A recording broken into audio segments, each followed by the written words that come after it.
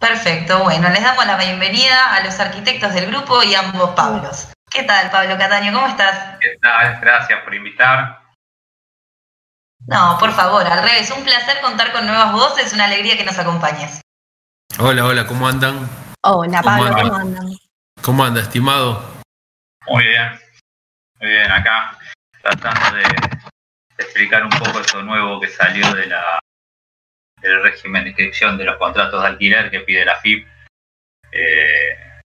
Y esto surge, pues salió una nueva ley el año pasado sobre alquileres y uno de sus artículos es este, ¿no? Que está solicitando que todos los que hagan un contrato de locación de inmuebles, tanto de comerciales como de vivienda, lo informen.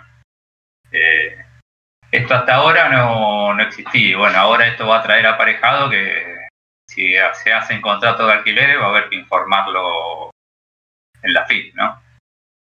Bueno, parece que están tratando de formalizar algunas relaciones contractuales que quizás están medias ajenas de la regulación del Estado. ¿Vos cómo lo ves? Y el tema era ese. En realidad esto surgió principalmente por la nueva ley de alquileres, ¿no? Donde la verdad que el mercado era el que estaba manejando todo el tema de los contratos de alquiler, era libre y tanto el locatario como el locador fijaban los valores, la relación, el tema del índice de actualización de los contratos y bueno, esto llevó a no sé si un abuso, si la palabra es abuso, pero bueno, había desacuerdos, ¿no? Y a partir de tantas quejas que había, terminó generándose en el Congreso una nueva ley, ¿no? Y a mí me preocupa un poco el aspecto de que, por un lado, tenemos nuestro Estado, por lo menos el Estado moderno, que no puede resolver el déficit habitacional y de alguna forma la inversión privada, que es por momentos un ahorro, o mucha gente sabiendo que la jubilación es exigua y muy mala en este país, ha ahorrado en propiedades. Incluso satisfacía su tema de generarse su propia previsión social o jubilación, que es importante ya que el Estado no lo hace, y a la vez resolvía indirectamente el problema que el Estado no resolvía. Yo, como todo en las cosas que pasan lamentablemente en la Argentina, huelo que esto puede generar, que va a romper este circuito que quizás lo debería tener el Estado, porque el déficit habitacional no se puede resolver. Si vemos, digamos, algunos datos, ponele el INDEC afirmó que para septiembre del año pasado había 4,5 millones de personas que alquilaban.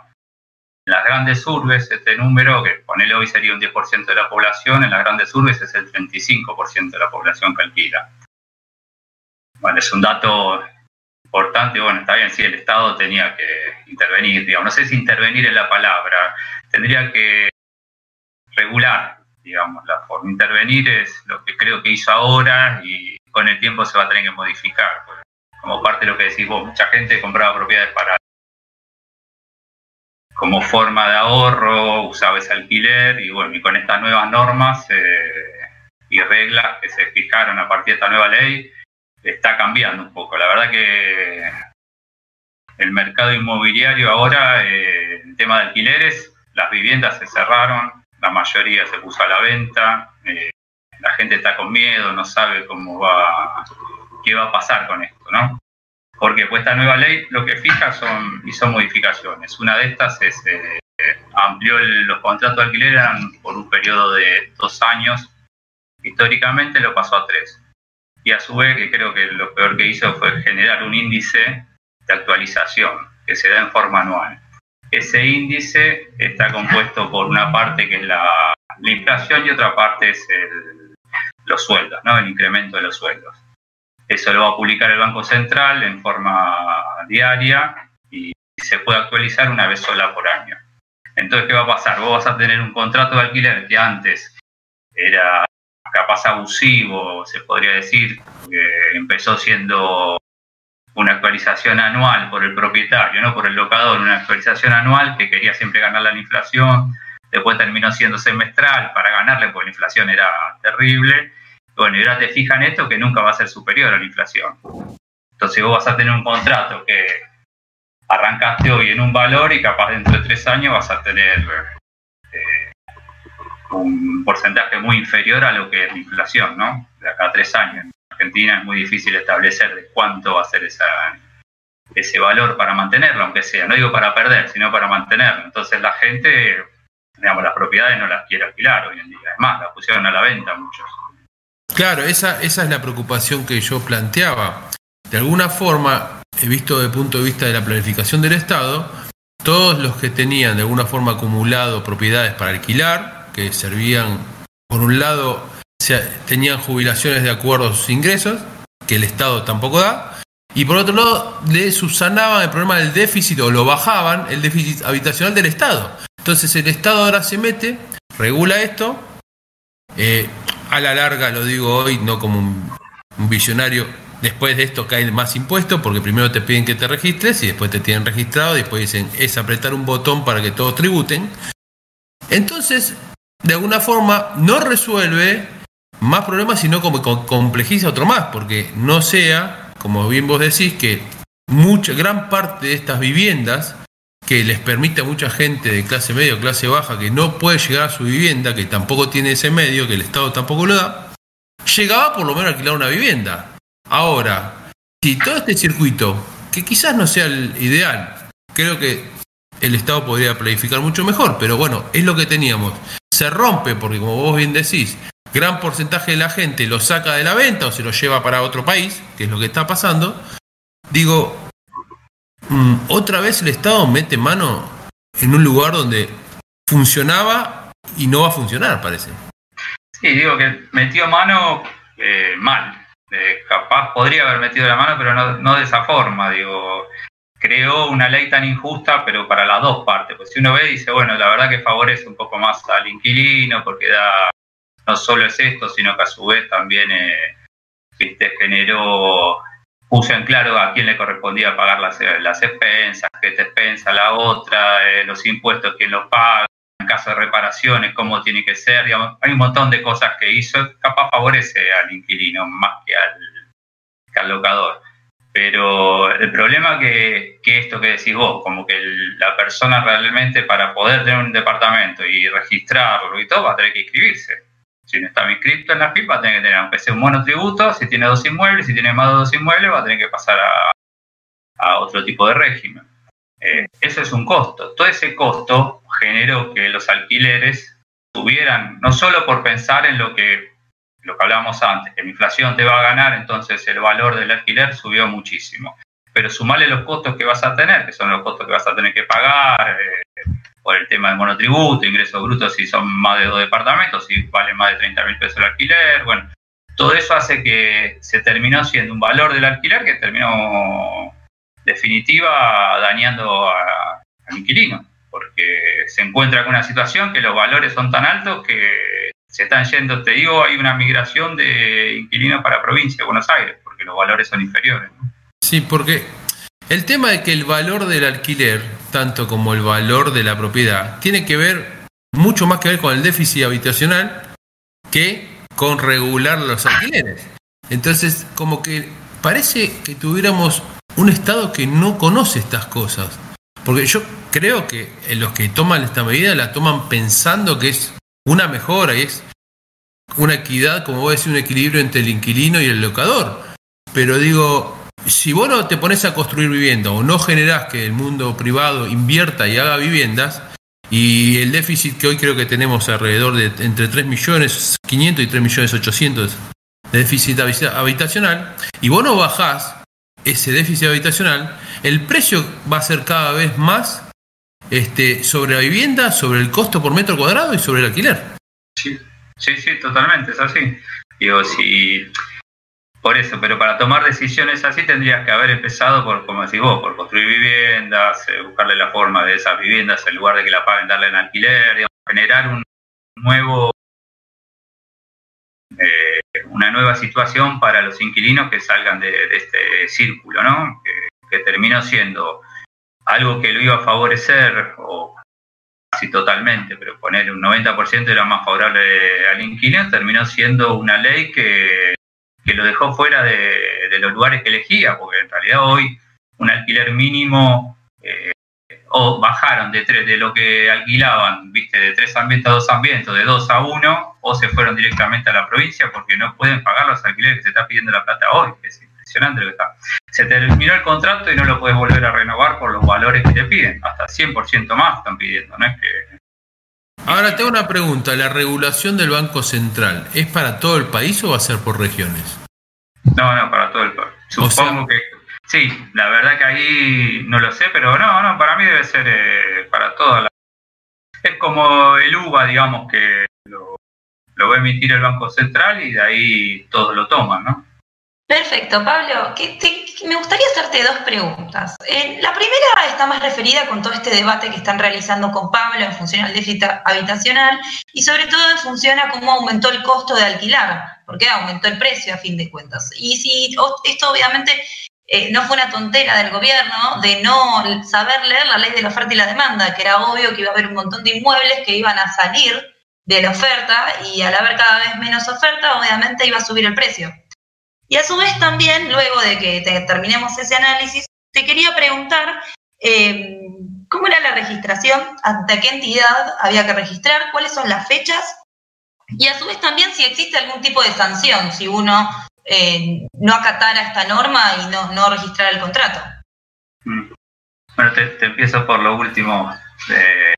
Sí, en realidad esto se registra ante la AFIP. En la página de la AFIP hay un aplicativo que se llama Reli Contribuyente, en el cual vos tenés que subir. En realidad acá el obligado es el locador. El obligado... no es solo la palabra de obligado, el obligado es la persona a la cual le van a llegar las sanciones en caso de no cumplir. No es el inquilino, tampoco es el intermediario, que podría ser un corredor inmobiliario, sino el único que está obligado es el locador. ¿Qué puede ser?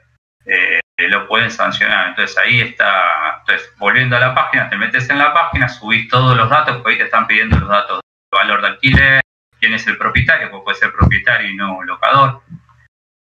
En caso de un usufructo, la persona propietaria, pongamos, son los hijos y el usufructo lo tiene el padre de la propiedad. Entonces el locador es el padre. Entonces él tienen que informar propietario, locador, locatario y a su vez los valores y subir un PDF o JPG del contrato.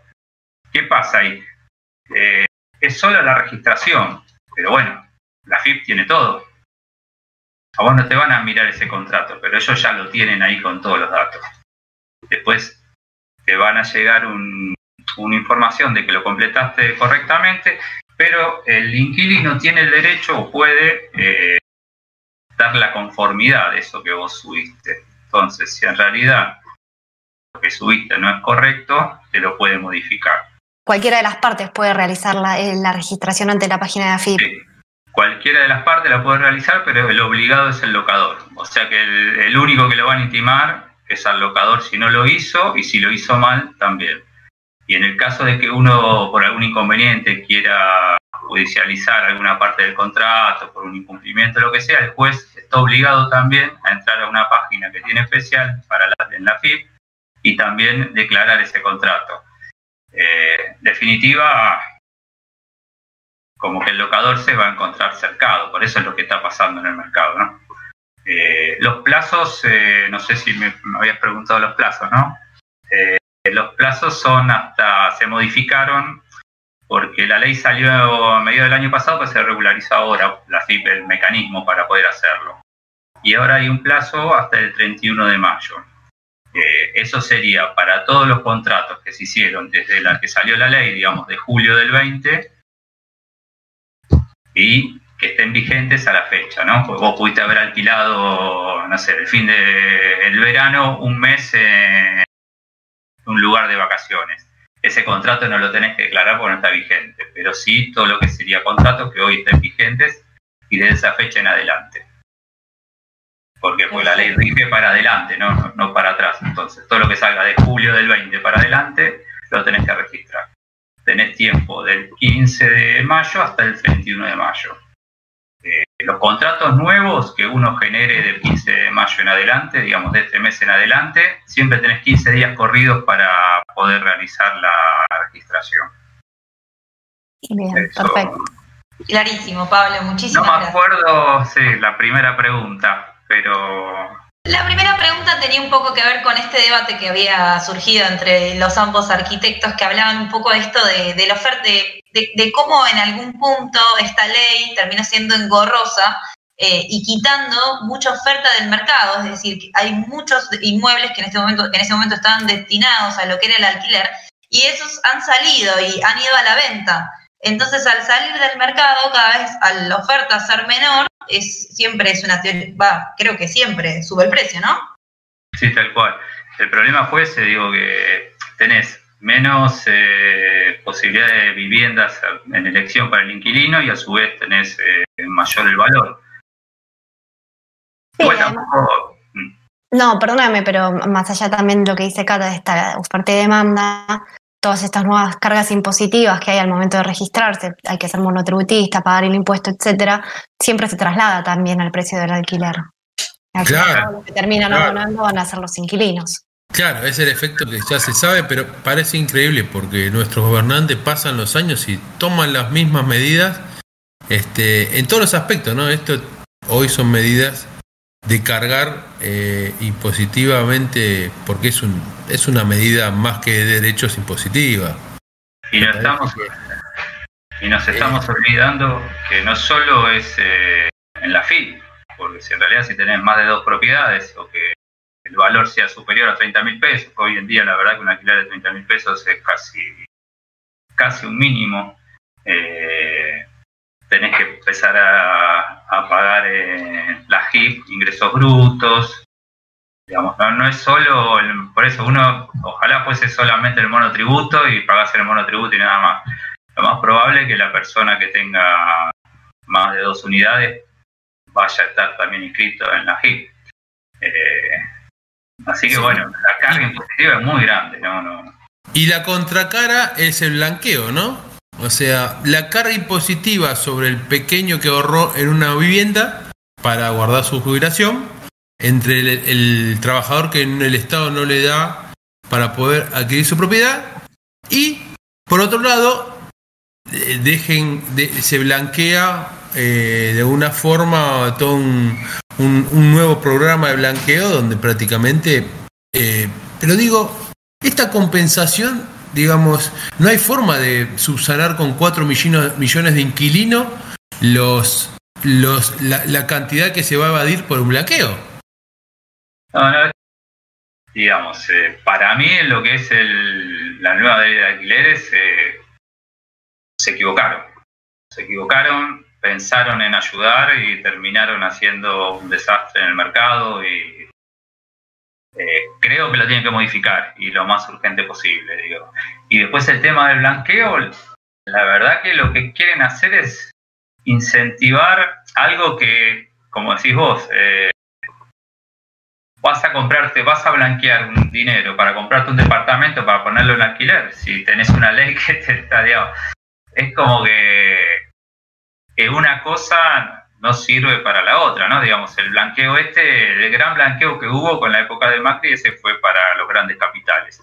Este blanqueo apuntaba para el inversor que capaz tenía poca plata errada, se podía comprar, no poca, pero bueno, se podía comprar un departamento, esa era la intención, ¿no? Es la intención, porque está vigente todavía. Pero bueno, te vas a comprar un departamento, empezás a pensar, bueno, me compro ese departamento, blanqueo esta plata, ¿qué voy a hacer con el departamento? Para mí no es, porque es un ahorro, si no, no la tendrías en negro. Era un ahorro, ese ahorro, ¿qué me va a dar? Un alquiler, y lo voy a poner en alquiler y voy a tener que pagar bienes personales por la propiedad que acabo de inscribir, voy a tener que pagar el monotributo, voy a tener que pagar el ingreso bruto, digo, no lo van a hacer, como decir, digamos, una cosa está atada a la otra y cada vez es más engorroso, digo, nada motiva que la gente blanquee la plata. La idea del blanqueo no estaba mal en dar trabajo, digamos, iba a ser para viviendas en construcción, hasta el 50% de avance, que eso está bueno, porque quiere decir que genera mano de obra, genera todo lo que generamos la obra en general, ¿no? pero esto es para alguien que no es para su vivienda propia por lo general, es para blanquear plata que tenía en negro, que supuestamente esa plata que tenía en negro surge de un ahorro. Claro. Así que, bueno, sí, son dos cosas que una empuja a que la otra no funcione. Sí, y aparte, digo, en esta ley, si mal no me equivoco, introduce la figura del seguro de caución, ¿no? Como primer garante o primer referente ante un litigio de falta de morosidad, ¿no? O una falta que hace el propietario. Entonces es como raro, ¿no? Una medida que parece que se anuncia, por lo menos, que el Estado regularía la actividad, porque en realidad está regulada. Y está, vos tenés la justicia ordinaria para resolverlo si tenés algún problema.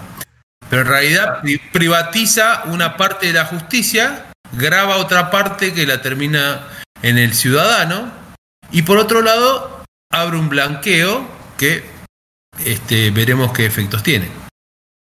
Sí, no creo que, la verdad que creo que pensé en un principio que iba a funcionar, pero la verdad que veo que no va a terminar sin funcionar por esto que estábamos hablando. Digo, el inversor va a comprar, si compraba viviendas para alquiler, digamos, algo tenía que ser en el país, la inversión, o sea que ese blanqueo era exclusivamente para generar trabajo y para después generarse él un ingreso. Y la verdad que con la ley nueva de alquileres no va. Pero para mí se equivocaron, no es un tema que quisieron favorecer al inquilino un poco más que al locador, puede ser, digo, en su intervención, por lo que decís vos, las garantías bajaron, ahora se pueden elegir entre dos garantías, en realidad tiene que ser 5 veces el valor del alquiler, o sea que bajó bastante el tema de tener una garantía como para la propiedad, ¿no? Al locador no lo termina favoreciendo en mucho esta ley, pero lo peor que hizo es que fue tan injusto también con la otra parte. Digo, no hay caso. El locatario, si vos te vas a ver hoy, el locatario, como hablábamos antes, se vio acorralado y dijo, bueno, me quedo quieto, saco la propiedad. Y la otra persona, que es el inquilino, no tiene posibilidad de decir me quedo quieto y no, tiene que salir a buscar una propiedad. Tal cual. Y cuando sale a buscar la propiedad lo terminas perjudicando, porque las propiedades valen un montón, porque la gente tiene menos propiedades para elegir. Entonces, creo que sí o sí tiene que ser urgente la intervención del Congreso otra vez para modificarla. Digo, si te equivocas, hay que modificarlo. Digo, eso es lo que tienen que hacer, me parece, ¿no? O podríamos invitar a alguno de nuestros políticos a que vean nuestro programa, que vamos a hablar de cuadrículas bonaerenses, que eso no es otra cosa que lo que proyectó el Estado ocupando las tierras improductivas, que hoy siguen habiendo mucho, casi más del 70% de las tierras del país. Tal cual. Antes de que nos vayamos a cuadrículas bonaerenses, quería hacer un mini comentario sobre lo que Pablo decía. Me parece también acá que el Estado, en su actividad social y su rol de siempre subsidiar la actividad, no entendió que el mercado inmobiliario es un negocio. Y es un negocio, las partes deben ganar. Si no ganan, obviamente, a fin de cuentas, siempre va a perder el personaje que está más desbeneficiado. Y en este caso, ¿quién es? El inquilino. Sí, totalmente. Y como decía bien Pablo, si se equivocan en la práctica, por ahí la intención de la normativa fue por un lado y en la práctica no funcionó. Bueno, siempre hay momento de que se vuelva a tratar en el Congreso para rectificar todas estas cuestiones y analizarlas con la puesta en marcha y con la práctica de lo que fue el funcionamiento de esta normativa nueva. Sí, así es, y creo que tiene que ser urgente. La verdad que creo que tiene que ser urgente por lo que hablamos. El inquilino no tiene posibilidad de seguir esperando y que el mercado le fije alquileres cada vez más altos, porque la verdad es que en menos de 6 meses los alquileres siguen subiendo, no paran. No. Uno pensaba que no, esto me parece mucha plata. Cuando lo ponen en el alquiler, enseguida lo alquilan porque no hay propiedades. Entonces terminás que nunca hay un máximo. Sigue subiendo y mes a mes las propiedades valen más. Sí, totalmente. Bueno, Pablo, Así que, muchísimas gracias. La verdad que fuiste clarísimo. Me alegra mucho que hayas participado en el programa de hoy. Me parece que es un tema muy importante y que nos concierne a todos de alguna forma directa o indirectamente. sí, totalmente. Bueno, muchas gracias a ustedes por invitarme, en serio, la verdad que me sentí muy cómodo, así que bueno, gracias y si sirvió, seguimos en otros programas ampliando un poquito más. Sí, bueno. por favor, nos tenés que venirte a traernos las novedades del mercado inmobiliario para que nosotros y nuestros oyentes se encuentren actualizados sobre el tema y también podamos forjar una opinión criteriosa. Me parece que es muy interesante como todas las voces del panel han dado una opinión y han hablado sobre esta situación que a todos nos ha pasado. Digo, no creo que exista una persona que ha vivido en la ciudad autónoma y no haya alquilado. Sí, usted de un lado o del otro tuvo algo que ver y si no tiene algún familiar que tiene algo que ver, digo, y se viene ahora un tema importante, digo, por eso me pareció que era un tema para traerlo y que la gente tiene que tomar conciencia que, bueno, que es una ley y que va a haber que hacerlo, digo. Así que, bueno, los dejo con eso. Dale, muchas gracias, Pablo. Gracias a ustedes. Hasta luego. Chao.